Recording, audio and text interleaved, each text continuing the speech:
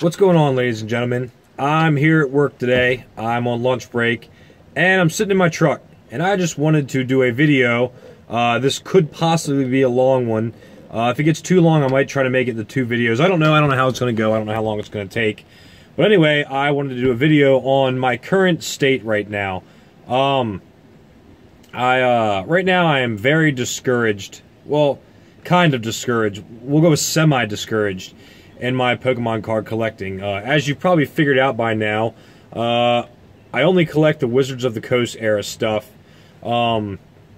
which is basically from base set to whatever the last e-reader series was, Skyridge or Aquapolis. I really need to figure out which one was last. But anyway, I'm very discouraged on it because it's extremely expensive and it's hard to come by.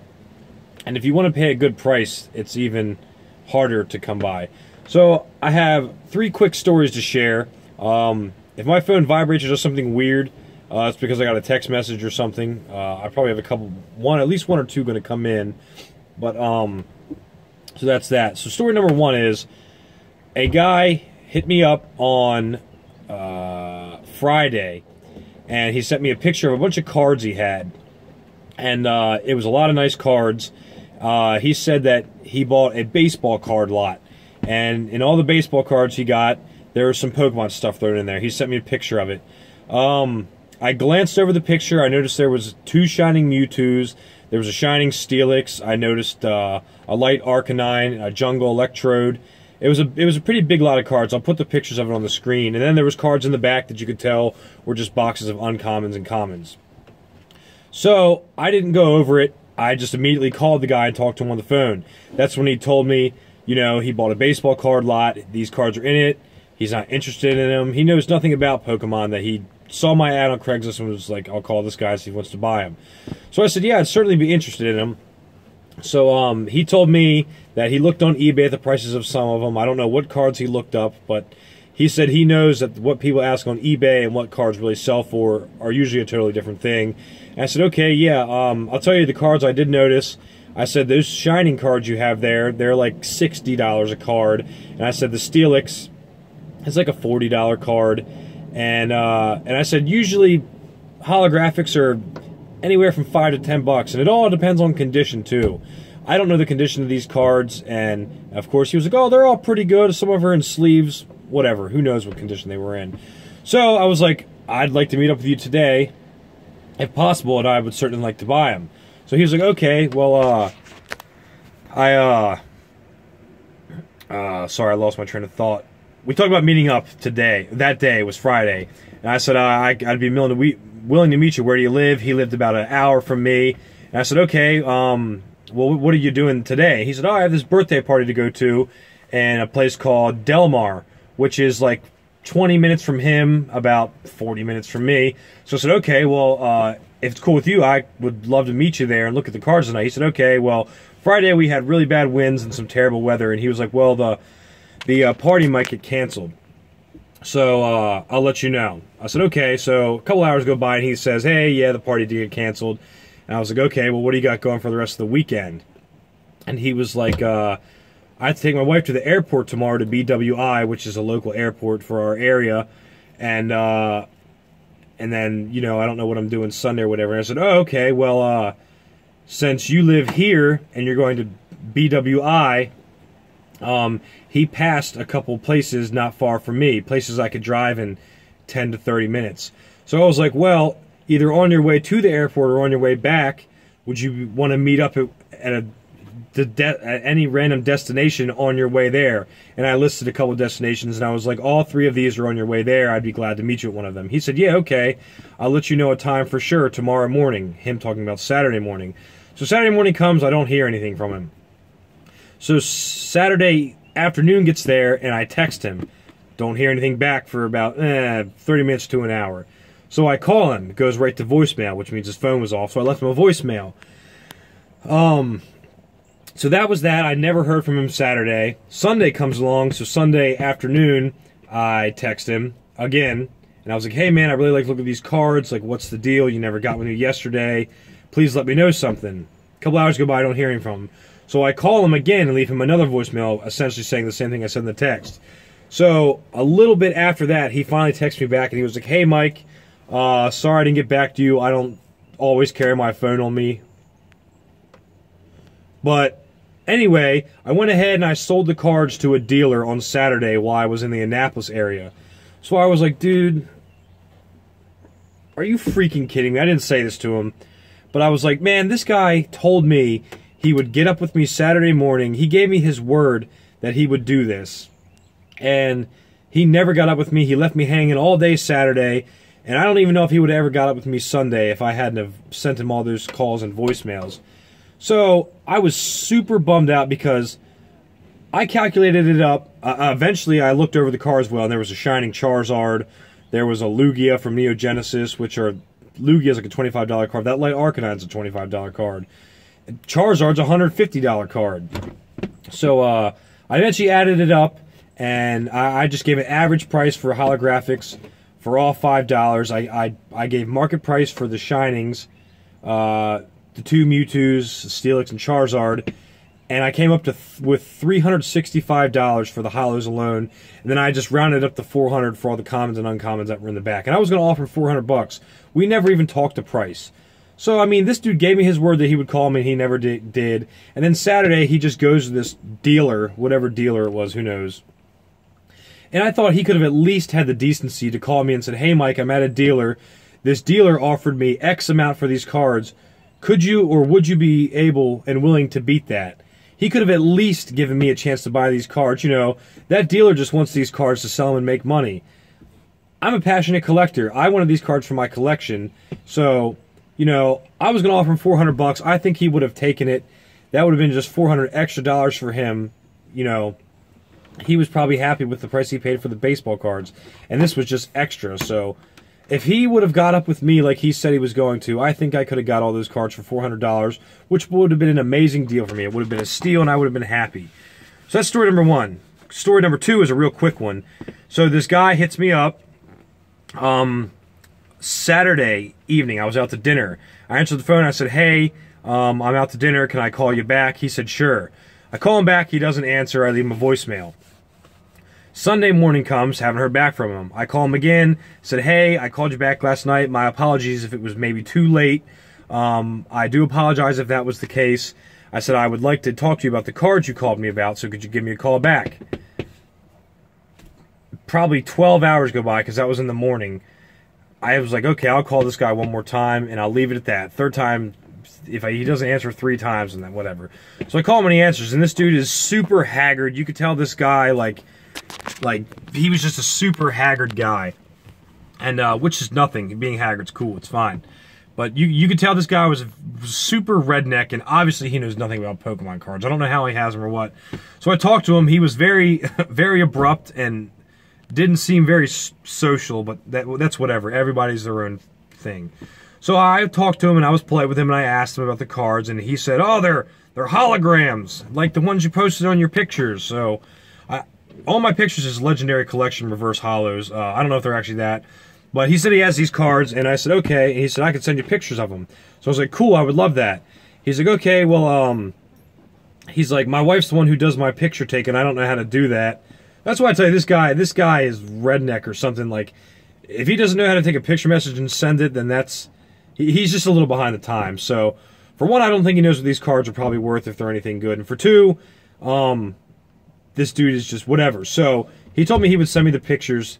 Long story short, he said his wife could do it tomorrow morning. Well, as of this recording, it's like 12:20 or something, and he has yet to send the pictures. Like, he told me he would have them to me in the morning.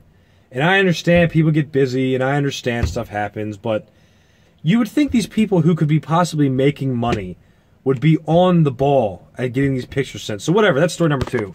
Story number 3, and then I'll get to my point. I had to write this all down because it was text messages. So, if I'm not making perfect and good eye contact, please forgive me, I'm reading off this piece of paper.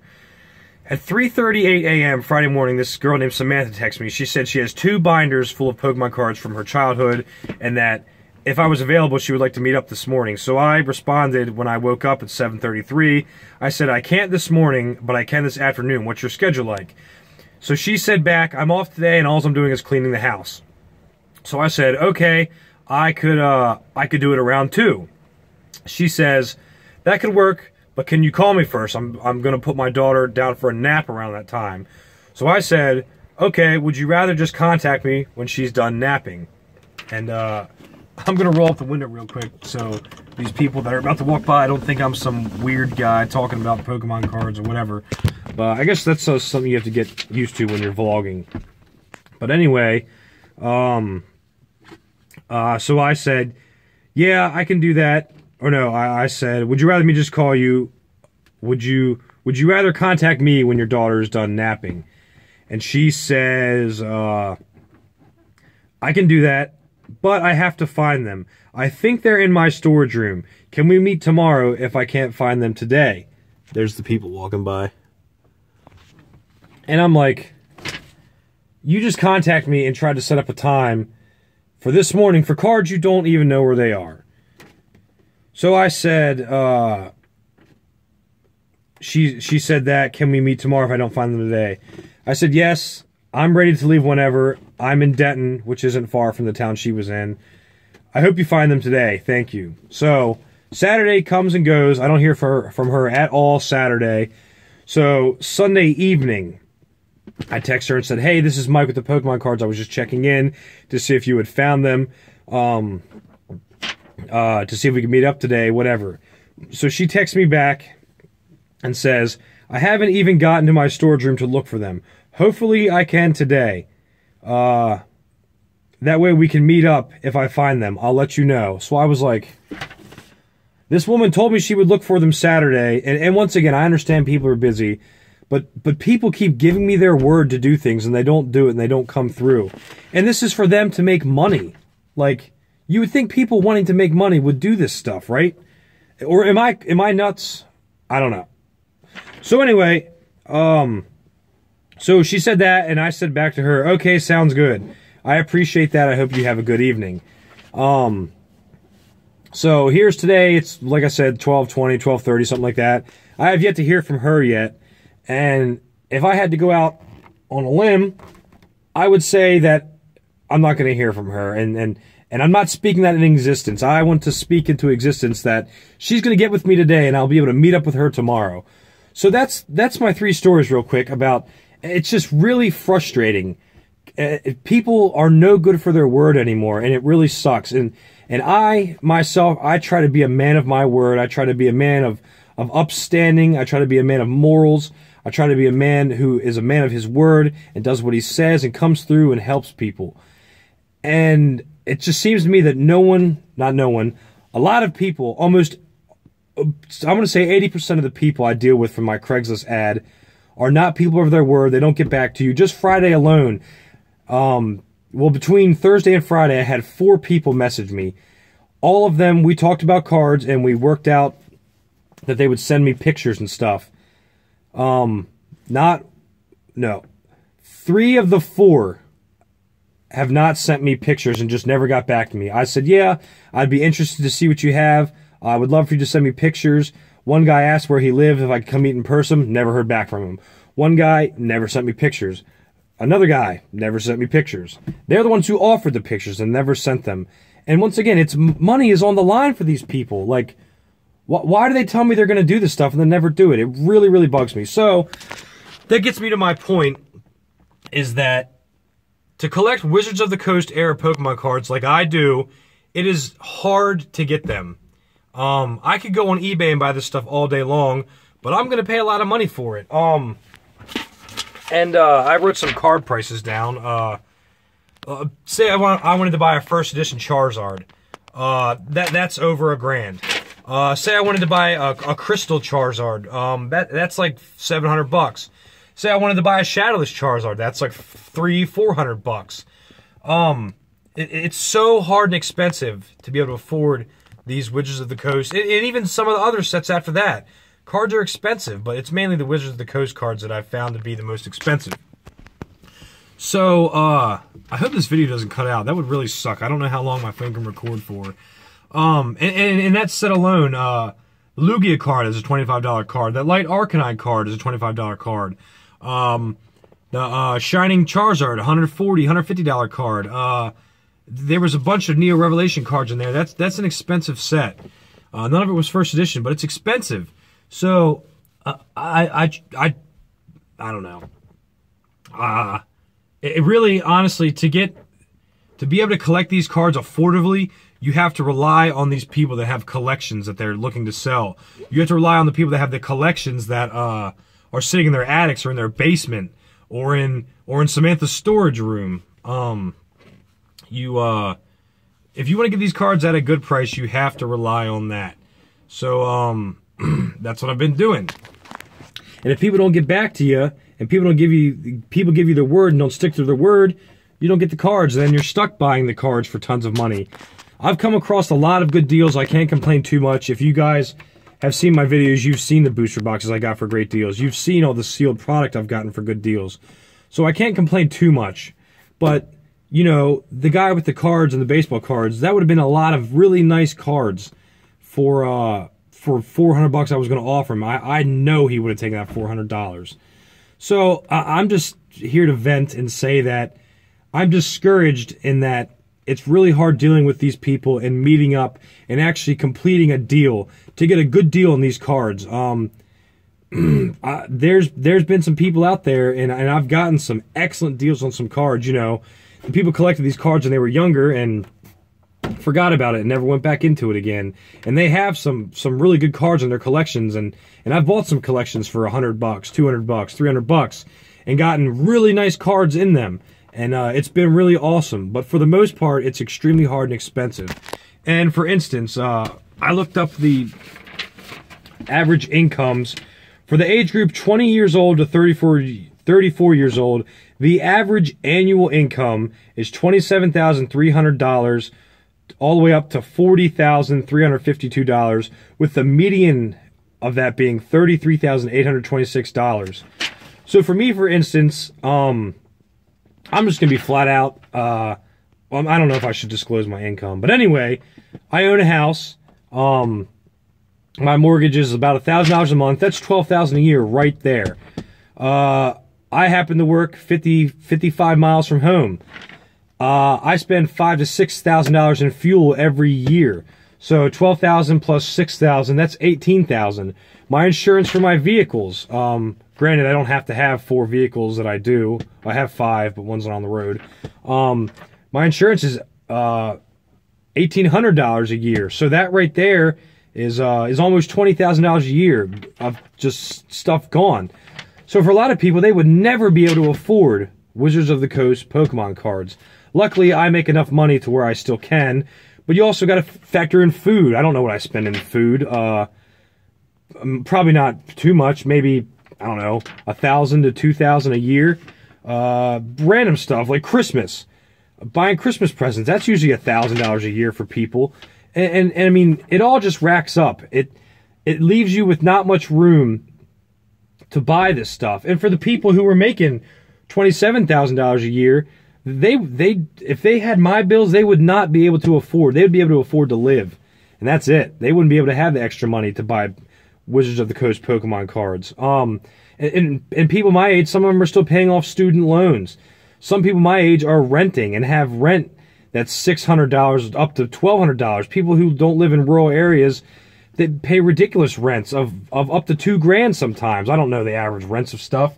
But I know some people who are renting houses for more than my mortgage. Like, it just sucks. It's so hard to collect Wizards of the Coast stuff. I'm going to keep plugging along. I'm going to keep dealing with these people from Craigslist who are unreliable, aren't good for their word. It's how I have to do it. I try not to lowball people. I try to give people a fair price. I try to be. I will admit that I don't always offer them, and I'll tell people, I'll say I'm not offering you retails for this price. I said, if you want certainly, by all means, sell your stuff card by card on eBay. That's how you'll make your most money. I tell people that, and mostly people are like, oh, I don't have time to do that. I don't feel like doing that, blah, blah, blah, blah, blah. And I've gotten good deals because of that. But, and a lot of times, it's awesome. It really is awesome to have the people who don't know what they have, to find the people who have no idea about Pokemon. They just want to get rid of the stuff because they were going to throw it away or something. And those are awesome when they happen. That is just truly a blessing from God. But anyway, so all this to say is, you know, those people who follow me and watch me, not many of you, 29 subscribers now. But it's hard for me to keep good content since I'm only Wizards of the Coast stuff. You know, I could sell out and I could go buy tons of new packs and open them up on camera. And you know, that's what all the kids are probably into these days, is the new packs and seeing the new cards with all the full arts and the GXs and the EXs or whatever they are, and all this new stuff. I could go and do that, and I could probably start a decent YouTube following, but I don't care about the new stuff. I don't like the new stuff. I'm Wizards of the Coast only, and I always will be. And it's hard to keep a good content flow going with how expensive this stuff is. So I guess what I'm saying here is I'm discouraged in my collecting because it's hard and it's just expensive and it's difficult to do. I'm not going to give up, but I guess I should apologize in advance if there's a little while where there's going without a Pokemon video. It's because I haven't gotten anything good. I haven't gotten a good deal. I haven't gotten any new good cards in, but they will keep coming. And I promise you, I'm hustling every day, checking Craigslist, checking Let Go, contacting people who haven't got back to me. I'm on the ball and I'm trying to work these deals out and stuff. Not only so I can put good content out there for this channel, but also for my personal collection. So that's the story. That's where I'm at. I feel better today than I did yesterday. Yesterday I was very discouraged, but today I'm feeling all right.